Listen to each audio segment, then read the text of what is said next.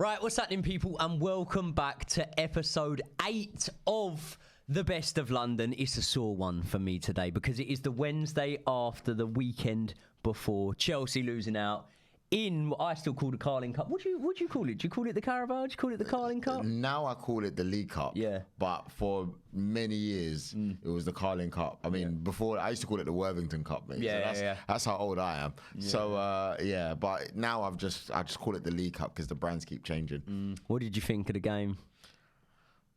You know what? I thought, like, what most people thought, innit? I thought Chelsea should have won the game. Chances upon chances. Like, I love Raheem Sterling, and I've probably been here, like, defending him as I do, because I think he doesn't get as much respect as he should in football overall, especially his time at City. But the finishing, for me, has always been a little bit of a question mark. You know? He needs 3 to put in 1. Like, but it's like, he's capable of scoring a worldie. Yeah. But then sometimes the ones you think should get that in doesn't. You know what I mean? And for me, that's the only question mark. I think he's a brilliant player. I think probably at the age of 28, he probably has nothing left to prove in football, if I'm honest with you. But those big games, whether it be tap-ins, worldies, that's why Chelsea signed you. And that's why they pay you what they pay you. So Just while do we're you on... think that will ever change with him? What do you mean? He'll ever become more clinical? Yeah. No, I think pretty much now you'll see Raheem Sterling be a patchy player for the rest of his season. So I think why? I just don't think he is at a point where he's got the ability to push on now and get any better. I don't see him. Listen, I could have said this about a few of the boys that have left, but I don't see him landing at a higher club than Chelsea. They might be higher in the league table, but in terms of like the stature of the club, I don't see him landing somewhere else. You were saying before about, you know, would Arsenal take Raheem Sterling for 10 million? I could see him at like Arsenal, that? you know, and I could see him doing well as well in our team. Yeah, maybe. Again, it's very hard with any of the Chelsea players. I always say that you pluck them out of a struggling Chelsea side who, as a club, have been in turmoil for a couple of seasons, and you put them into a successful team, and then you might see someone go the way of Kai Havertz. Alternatively, you might see someone go the way of Mason Mount. I know he's been injured, but he hasn't had the best of luck since leaving. So it's a hard one, really, with Sterling. Personally, I don't think that when I'm looking at players we can build around, right? And we will get back onto the League Cup final, but when we're looking at players we can build around, I'm looking at the spine of the team now and I'm thinking, okay, right, we've got Petrovic there. We've got Levi Colwell there. Malo Gusto, Caicedo and Enzo, I do believe will come good, but I do think that positionally something's going to have to change because as a pivot, as a duo, the physicality is not there. You can say what you want about Caicedo getting about and putting challenges in.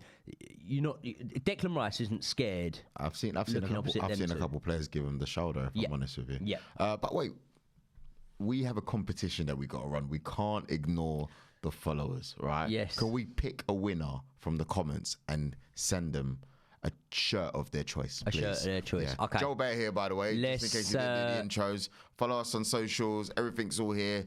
Competition time. Right, we're going to pick a winner from the comment section of today's video. Yes. When it goes up. Okay, have you done that? No, I ain't picked a winner yet. I'm saying this one when it goes up. Oh, when it goes up. Okay, but how are we going to announce it then?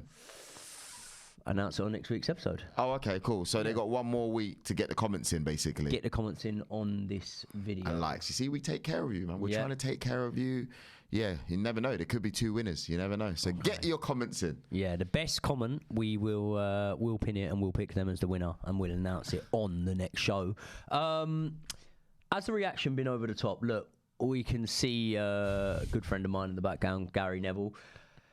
He called us bottle jobs. Now, since it should be worth noting, he's gone back on his comments and he maybe said to 1 or 2 people and even the media that he sort of regretted saying that after. For me, it was manufactured, but you'll never know. I don't believe it rolled off the tongue. I believe that was something that he was probably thinking about saying throughout that match. And the reason I say that is because I don't find it natural.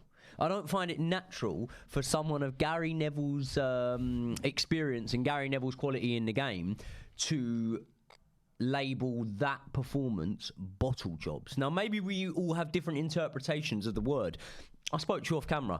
I said that when when Chelsea went 2-0 up against Arsenal, and we ended up drawing the match 2-2, I thought there was an element of bottle in that game, a little bit.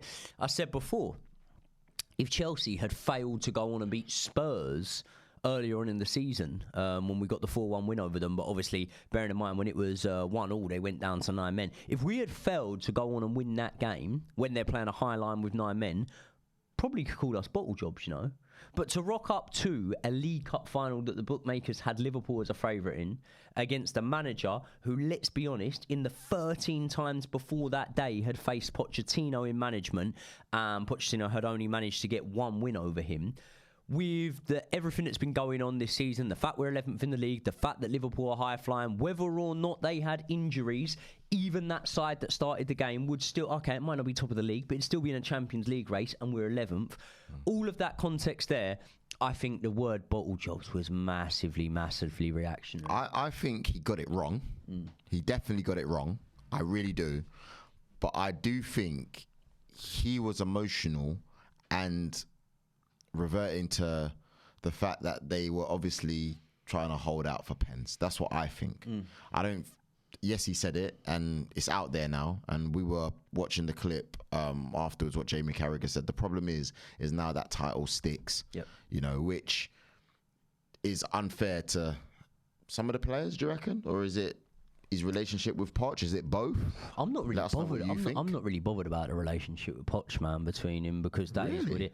Not really. I don't really care whether Gary Neville and Pochettino have a relationship. I don't really care if Gary Neville now feels sorry for Pochettino for saying what he said. Who Gary Neville should probably feel sorry for is the players, you know. I've watched it, and I'm a fan of Gary Neville as a pundit, by the way. He's really good. I like the thing he does. What's the podcast? The Overlap. No, is it it's the Gary Neville podcast. Oh, okay, yeah. I like him on I like Gary Neville on the Gary Neville podcast, and I do think that I've listened to a lot of his words during his time in punditry, and I've heard him speak about the time he had in the England setup, right, when he was working. It was Roy Hodgson. I think he was really good then as well. I think he was so good for the younger players coming through, man. I thought he was brilliant. And I've heard him speak about, you know, the sort of losing mentality we've had as a nation, and wanting to protect some of those young players. Now, I get it's not his duty. I get it's not his right. But I would have thought someone who I've heard speak in that sort of way about how the misery of Euro and World Cup heartache and that can affect players going down the line, and how we need to, you know, push these players on to help elevate them. To call a team that have, you know, the likes of Levi Colwill, Conor Gallagher, Cole Palmer, a lot of young English talent that I personally believe that this nation is going to need going forward, to label them with the tags bottle jobs, I thought it was unfair. But listen, he's got it wrong. He's got it wrong. He knows he's got it wrong. Yeah, I would sort of err on the side of now hearing words he's said since, and hearing him. It's not like he's come out and apologised, but he's tried to give it a lot more context and explain his pattern of thought. I can let it slide, you know what I mean? You having it? You ain't going to give him any of these, huh? Gary Neville on Misfits. No, I can let it slide. It is what it is. Listen, it's bad, man. It will stick with us, I imagine. It is. And the thing is, like, I think a lot of people, when I gave my initial reaction to it, a lot of people might have just thought, hey, you know, he's just sticking up for Chelsea here. If Gary Neville had have launched a half-hour tirade against the board, I'd have sat there and lapped it up, and I'd have said, yeah, probably, fair enough, you know. But I just think to go for the players in that situation, because, let's be honest, it wasn't bottling it. It wasn't bottling it. I would have loved to have won it. Going on the opportunities, we should have won it. Going on the game itself, we shouldn't. We weren't the better side in that game. We had the better opportunities, but we weren't clinical, you know. And I think that Liverpool have more know-how than us. You can say what you want about them bringing on the kids, but, you know, ultimately... The kids did it for them, and our kids aren't doing it for us. And we're gonna move on to a few of the players that, you know, it's just really hard at the moment. Nkunku's out injured now for another month. Yeah, what the flip? Yeah, come back. Rushed him back, and he's now out injured. Speaking of rushing back, we're seeing Reece posting pictures of him, you know, in boots on the training ground, starting his rehabilitation. I think it's only a month ago since he had the surgery. Once again, it looks like that he could be being rushed back from injury. I like him though, man. I know everyone does. I love him. Yeah, he's something else, that boy, man. Yeah. He's special. He really is. I think I do think Kyle Walker's the best right back that the league's ever seen. But if you're going to say who I think could be the right back, the best right back the league's ever seen, without a doubt, Reece James, man. So, going on, obviously, the talk after the game, there's been a lot of talk that obviously Pochettino is now in a race to save his job. By the time you're watching this, you know, we'll be preparing for tonight's game against Leeds at Stamford Bridge. You confident? You spoke to Mike out there, the graphic designer, head of graphics, who is a Leeds fan. Yeah, I was confident a week or so ago. And it's mad, really, because the context of losing a cup final sort of overrides the actual trend. Because if you look at it, right, when was the last time Chelsea were beat now? Was it against Wolves? I can't remember. I don't think we've been beat in a little while, you know. And when we look at, not a little while, you know, for Chelsea standards anyway, but when we look at the last few games, you know, we put in a really good performance against Aston Villa, then not the greatest performance, but a good win and a really good feeling around a win against Crystal Palace, you know. And then we've got a draw in there against Man City. So, and ultimately, people are laugh at this, but over 90 minutes, a draw against Liverpool, obviously losing in the cup final. So, naturally, if you take them 4 results into context and you go, it's not that bad, we're not on a bad little run of form, I would fancy us to go and beat Leeds. But Leeds have momentum here.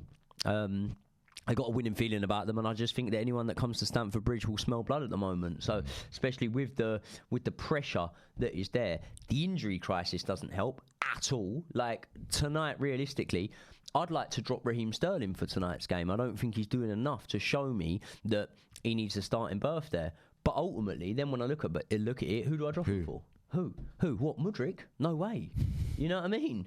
Madueke can only really play on that right-hand side. So if Madueke plays on that right-hand side, then I don't know what we do about the other-hand side, because you know we're reliant upon Cole Palmer. We need Cole Palmer. You can't even shift him. Exactly. So there's such a lack of thinking from the board that we're now going into games like this, and I don't know whether we're going to win or not. Listen, I massively hope we do win, but if we don't win, is that curtains for Pochettino? I don't know. We'd be out of every cup. We wouldn't really... I say we wouldn't have a chance of qualifying for Europe. You know how far we are off Brighton, who are in 7th? 6 points. 4 points with a game in hand, and we've got to play Brighton. Wow. It's not looking good. It's not looking good, no. What do you think? I'm trying to be like... No, listen, mate, if you need to stick the knife in, I'd say go ahead and do it. Because at the start of the season, you said that you thought this was Chelsea's 5th/6th year. Yeah? We were going to build a bit of momentum, but not just be quite there to get into it. We're 11th at the moment. Yeah, I didn't think it was going to be this bad. No. I didn't. And when we did that first show, I just thought, these things take time, you know, new ownership, you know, implementation. I've seen it with Arteta, you know what I'm saying? So I thought, I know where this is going. It doesn't just happen straight away.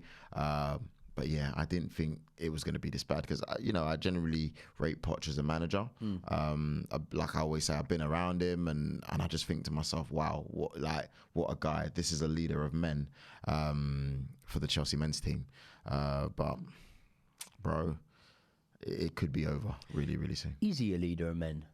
That's not a rhetorical question. It's not a loaded question. I just want to know because you spent time around him. Because I've said in the media recently that I see Poch as a bit of a yes man, right?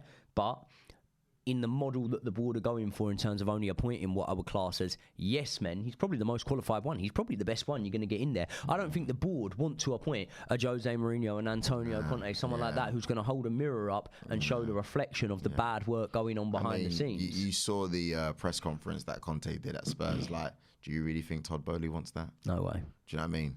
So, but would he have us higher than 11th? I don't know.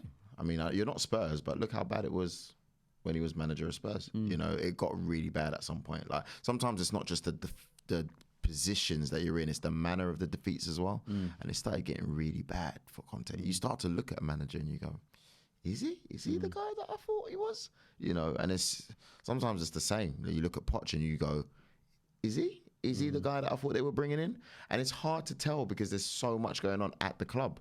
You know, you look at Mourinho, his time at Man United, and you go, well, yeah, maybe it wasn't Mourinho, you know, but that's taken us years to figure that out. They needed to go through like 3 other managers till we've landed on it, including an intern, you know, interim with Ragnick. So, yeah, bro, it's not looking good at the moment, but I think it's the club as a whole and Todd Bowley's strategic approach is probably proving that it was too quick, too fast, not balanced enough, and now you're suffering from it now. Because if I'm one of those players and I know Poch could be getting a sack, it's up to me whether I want to work hard or not. They're humans. They're not robots.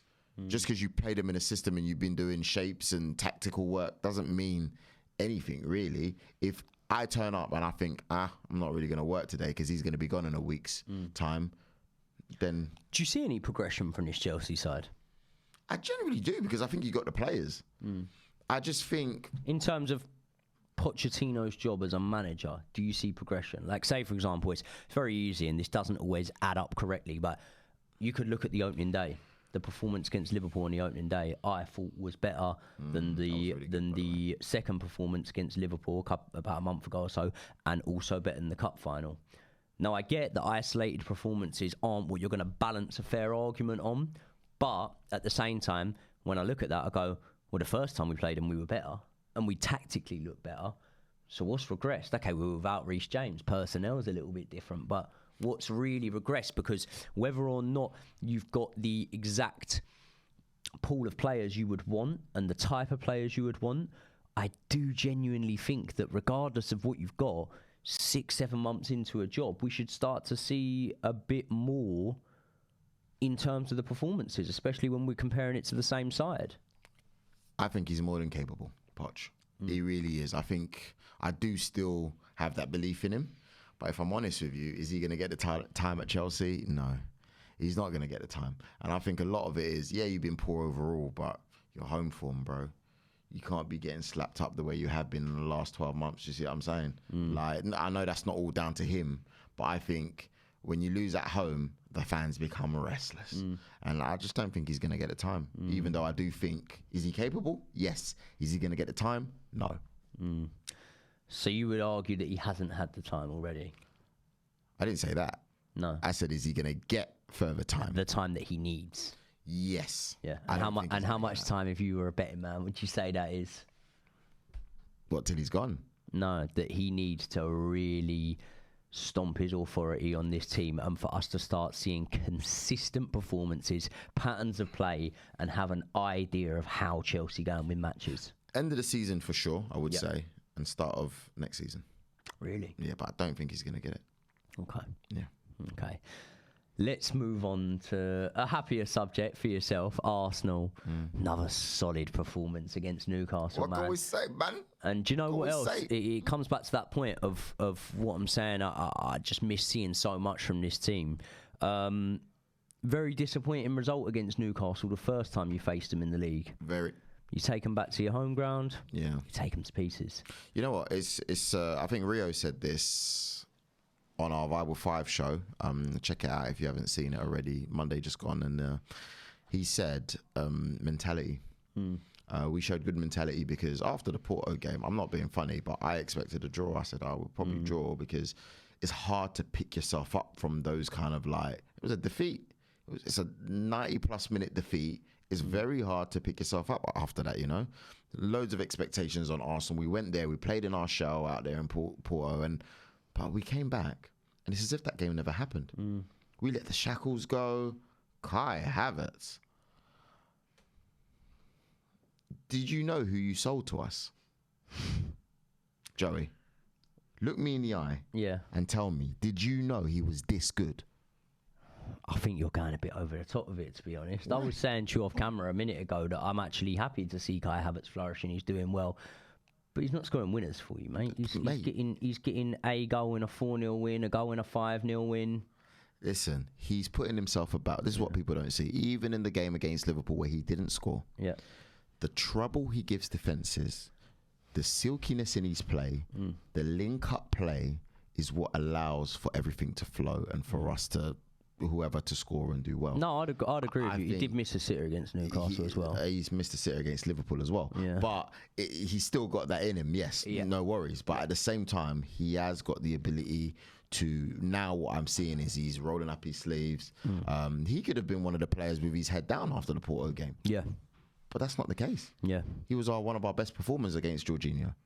Would you say him and Jorginho were best players on the pitch? I mean, there were so many, but Archie, we all know who he supports. Big Arsenal fan. Yeah. Do you know what, right? 6 wins out of 6 in the league. 3-1 still for Arsenal to win the title. I looked at that and I thought, that's crazy. And do you know what? I won't do a spoiler because the video hasn't come out yet, but we did a piece on the kickoff where we were predicting every result for the 3 teams in the title race, or that we at least perceive to be in the title race. Every result until the end of the season. And I was surprised when it added up and I found out at the end of those predictions who that meant I had picked.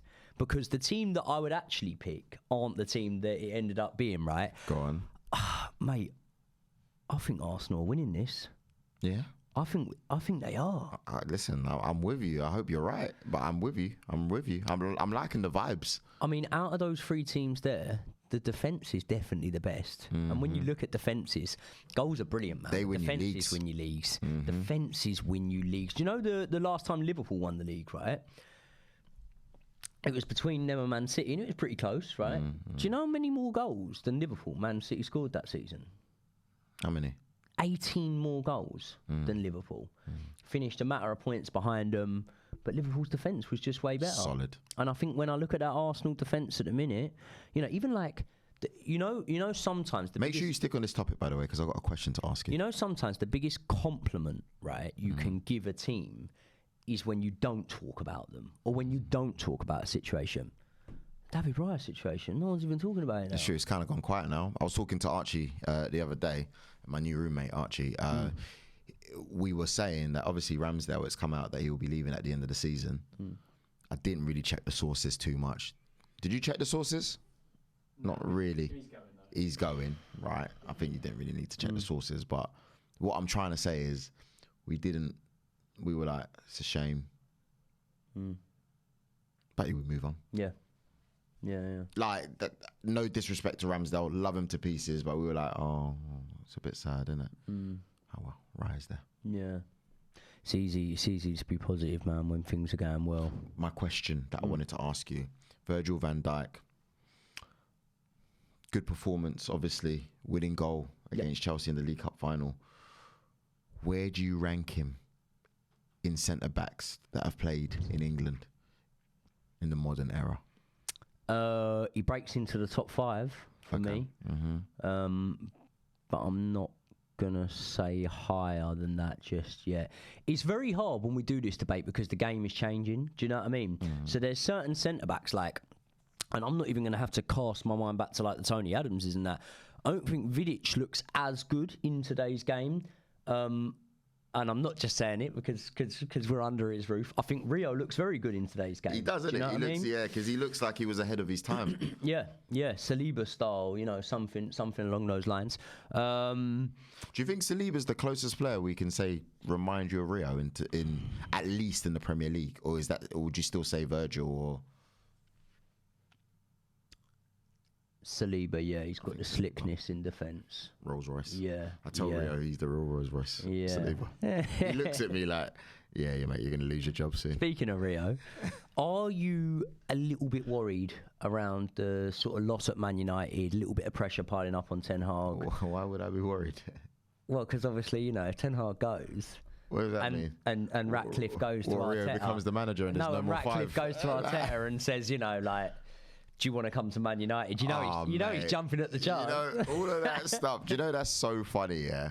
All of that, actually, I think Rio's getting extra heat at the moment because of the Saka and Foden comments that he's been making about the world class. I don't know if you guys have seen it, but it's gone big everywhere. Seen it. Everyone's seen it. It's gone everywhere. I even saw you guys talking about it on the kickoff, innit? We're talking about it. But I think because of that, Rio's got this sticker of he's like an Arsenal hater, but in all defence for this week's comment, when he said that Arteta would go United, he was literally just bantering. It was literally the same banter that we give, like, when we go, oh, Joey, don't say too much, mate, he might punch you in the face. Like, it's like saying that, and then I couldn't believe the amount of papers that took it, and it was everywhere. Like, Rio says that Arteta would go to, it was just like, he was actually just joking.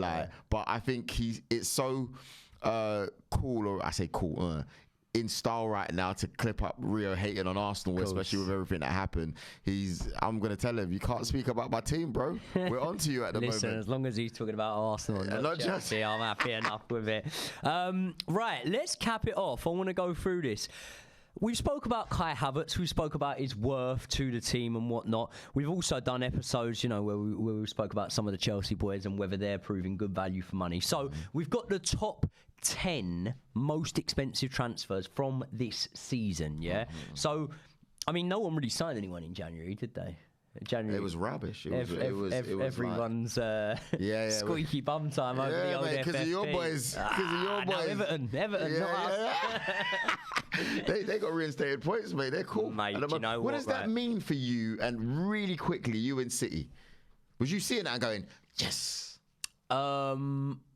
No, because of the look that I've done into Everton's case, for what it's worth. I bet you're studying it behind closed doors. Yeah. My little magnifying glass going through it. Right, highlighter pen. No, like from what I've looked into, it don't look like they done nothing as naughty as us. Really? Not what we're accused of, anyway. Why don't we ever talk about that on this show? You said when are we going to discuss? Oh, let's not get bogged down with all that, mate. I've had enough heartache. One day you got to come and sit with us in front of the camera. We can analyse what Joel's. That'll be a sick episode. Joel's gonna pull out. Yeah, right. Okay. Courtroom. Oh man. Oh, don't. It's bad. Do you know what? It's funny, yeah. Like we were saying, I was doing the preview for Leeds. Yeah. And when you're talking sometimes and you just freestyle into the camera and whatever, and then stuff starts to dawn on you. I went, 11 wins out of 12, but it is in the Championship. And I went, I wonder whether Chelsea would get 11 wins out of 12 in the Championship. No, they and would, I was thinking, I don't know, we would, And then I went, we might find out next season with this points deduction. And then, when I just remember, I'm recording a video here, yeah. Wow. Bad, isn't it? Don't worry about that. Everything's going to be all right. Yeah. Right, number 10, we have got Núñez, who signed from Wolves to Man City for a cool £53 million. Is this in order? Yeah. Of money, price, or price. Yeah. So so the 10th Núñez would be the 10th most expensive signing. So for £53 million, how would you rate that out of 10? He's up. Well, I thought he was doing a ranking. I think he can't even get into the City team. I know that players at City usually need a season or so to bed in, but underwhelming. Just while we're on it, just very quickly, does Grealish go at the end of this season, do you reckon? I don't think it's the end of this season, but I think next season, I think he could go back to Villa. Do you think he should go? It's up to him and his ambition, really. I think if you're a purist of a footballer, you might say yes, because he's being suffocated. Where he can't play the way Grealish plays. But then the question is, does he go back into Villa's team and get in? Yeah, he does. Yeah, I think he should go. It's mad, yeah. Like Harry Kane went to seek medals, but we can't deny that his game has pushed on. Yeah, it has. Yeah. Grealish got medals. Yeah, his game didn't. Won a treble though, innit? Bad man. Yeah, done it now, innit? Game didn't push on. Tonali, 55 million. Imagine I told you, Joey, we're going to go see Grealish next week. Yeah, I know, yeah. We'll clip it. No, we won't. I'll leave it in there. No, but actually, what I would then do is send Grealish over a load of footage of me sympathising with him and saying it's Pep that's ruined his game. And then you go, by the way, we've got an interview with Pep next week. Right, okay, let's stick a pin in that one. Tonali, 55 million, the 9th most expensive transfer. I think when he was playing, give him a 7. Like 7/8. Really? 7. Yeah, I'll say 7 to be fair. If we were going on like the first 5 games of the season, he's maybe an 8. Yeah. But then I would level out around. I wouldn't say 6. 6.5 for me. I think 7's fair. Do you know? Do you know the only reason I say this, right? Why? And listen, you always got like the pain game guys call it brethren bias. Yeah, you've always got that bit of like when your mates support someone and they talk well about someone, you start to maybe have a little bit of tinted glasses. Brethren bias. I look at Lewis Miley and the job he's doing. He's wicked. Brian loves Lewis Miley. He's wicked. I look at the job he's doing. And it maybe makes me look at Tonali a little bit different. But Lewis Miley, I think he should be spoken about the way Kobe Mainoo's spoken about. And I really like Kobe Mainoo. Not taking away anything from him, but I think people are trying to tell me Lewis Miley's just a runner. I was just like, bro, he's 17. Yeah. Doesn't look out of place. Even when they lose, he doesn't look out of place. Do you know what I mean? Like, you don't look and you go, oh, you lost because of that 17-year-old. No, you were just all crap. We're gonna do we'll do a little England special probably last Wednesday before I go away, because actually on the day of my fight it's England against Brazil, which is quite a touch because I think they're 6 hours behind us. So it'll be like 1 p.m. on fight day, England versus Brazil. So that's take my mind off the fight. Yeah. So are we giving? Should we meet in the middle? Should we go 7 with Tonali? Yeah. Okay. For 55 million, again, I think it's higher up in the list because maybe the wages are more. Mason Mount from Chelsea to Man United, 55 million. Where are you rating that? That's been really bad so far. I like. So far, I'll give it a 3, 4. Yeah. Like, and it's a lot of it is down to injuries, because there are games where he's come in and you can see he's trying. Something you can never fault him for is effort. But I just think where the team is at the moment, lack of games. I can't give him higher than a 4. We can only go on the bite-sized sample we've got of seeing him in a Man United top, but yeah, I mean, he ain't look good when he's played, but he has. I mean, he's even tweeted it himself. It's not like we're out here saying anything negative. Yep. Get the tweet up. Yep. Romeo Lavia, 58 million from Southampton to Chelsea. He hasn't played, has he? What can I give him? A 0? Well, we just give him the same as Mount, 3. Brethren bias. Brethren bias. Tell you what, he came on against Preston. He looked. Yeah, but it was. But that's the cup. I can't. What I'm supposed to give him 5 because of that. Yeah, he looked good. He looked good. All right, this one could divide opinion a little bit. Dominic Szoboszlai, 60 million. I give him a 6, 7. 6 or 7, yeah. Going under the radar of his work a little bit. I think when we saw him at the start of the season, we were thinking, 9, oh my God, they've signed someone in the mould of Steven Gerrard here or saying. But I still think he's a good player. I think, I give it a 7. Yeah. 7. Yeah. There's not, for me, like some players, I'll say Mason Mount, for example, I'll say there's more question marks than answers in terms of like, do I think he will come back and regain the form that saw him flourish at Chelsea at times? More question marks there. Szoboszlai, whether he's having a little bit of a going under the radar period in the last sort of 8 weeks or so. Yeah. He's been in and out of the team with injury, but whether he's had that or not, I don't doubt that he will be a first team starter next season. He will be an important player for them next season. So I rate him. Should we give him a 7? Yeah. Yeah, 7. 7. Højlund, 64 million. It's funny, he's got 2 parts. The first part was probably a 6. A 6? What, when he didn't score for 14 games? Well, but he was still playing well then. So, all right, let's say 5 then. Are you playing well? Let's say 5. Are you playing well? But he was doing bits, like as what he could do. If you're not getting the ball and people are not, do you know what I mean? But then when you look at the second part of his season and all the goals he scored and breaking the record, you still have to take in both parts, right? So I'll probably say a 7. Can't give him an 8. I wasn't thinking. I wasn't thinking lower than a 7. I was thinking, do I go a little bit higher? I think it's fair. You have to consider everything. Yeah. 7. I mean, yeah. Let's give him a 7. You guys, let us know what you think. Although Man United were shocking without him. Knew that was coming. I can show you my betting slip on my phone. I backed for them in that game. I knew that was coming. Let's go with your man, the big dog, Kai Havertz, 65 million. Honestly, don't give him a 9. That's ridiculous. Well, I can't give him a 10. That's just absurd. But I'm definitely giving him a 9. Definitely giving him a 9. If you take off the name Havertz off the back of his shirt, right? And it's just a random player, yeah? John Doe, yeah? You ain't going to look and go, no, don't do that. No, don't stat paddle, because I know what you're going to go, well, he hasn't scored a lot of goals. And listen, his performances, Joe, they've been up there, man. And I'm ready to back him for it, man. Like, we've got to use the eye test. Otherwise, we won't be rating Drogba the way we do throughout the course of the season, not including finals. Yeah, I mean, Havertz isn't really scoring winners for you, though, is he? He's sort of putting it's a 9. Putting one of them in a 4-0 It's a 9, and Joey, I'll tell you what, 5-0 win. I'm ready to fight you for it, and that means something, because I don't even fight. Do you know that means something. Where do you think I would go with it? You're gonna give him a 7/8. You'll go in Yeah, between. 7.5. Yeah, because you're gonna go, he's not scoring winners, but he's all right. So I do reckon. Nah, he's looking good, man. So what are we selling on? He's looking good, but then at the same time, say for example, right? I know he didn't come this season, but say we had Enzo on this list, and I was giving him like a 5. Yeah, I can guarantee you, if he had played this season in an Arsenal team, I'm giving him a 9. Yeah, and I'm just saying, listen, it's not me disregarding what Havertz is doing, but I'm saying the team is the team. It's the team. Like I think Arsenal could have maybe even got a nah, it's too far. What, Mudryk? Nah, it's too far. It's too far. It's too far. He'll probably start on that, you know. Let's go with Gvardiol, the man who was brought in for 77 million, but apparently is not good enough to play at centre back yet. His natural position. 4. 3. 4 or 3. Yeah. 3. Yeah. Do you think he'll push on though? Come good.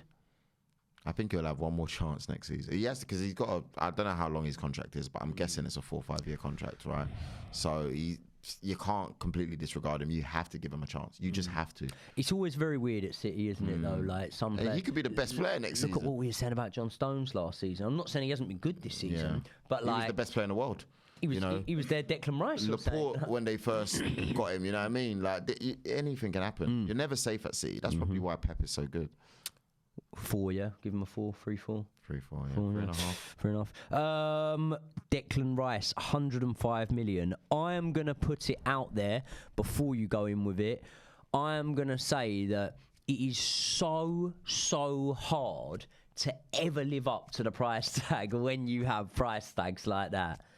Declan Rice is just a no-brainer. It's a tap-in, mate. I'd give him a 10.